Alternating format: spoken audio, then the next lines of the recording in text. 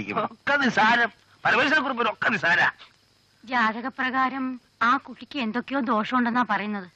ഇനിയിപ്പോ ഇവിടെ വെച്ചെങ്ങാനും നിന്റെ നാവ് കൊണ്ടൊന്ന് അടങ്ങിയിരിക്കല്ല. ഒന്നും അടക്കി വെക്കണ്ട. നോട്ടീസ് കിട്ടിയെന്ന് തന്നെ കൂട്ടിക്കോളൂ. വലിയ കോയിക്കലെ ആ സർപ്പക്കാവ് കളിക്കരുത് പറഞ്ഞേക്കാം.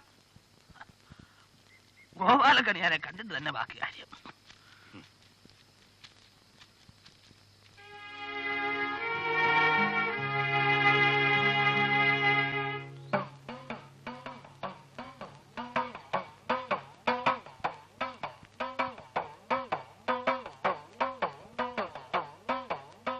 ഇത്രത്തോളം ഭയങ്കരമായ ഒരു വിപരീത ഫലം ഇനി കാണാനില്ല. ഭയക്കേണ്ടിയിരിക്കുന്നു. സർപ്പകോപം കലശലായി കാണുന്നുണ്ട്.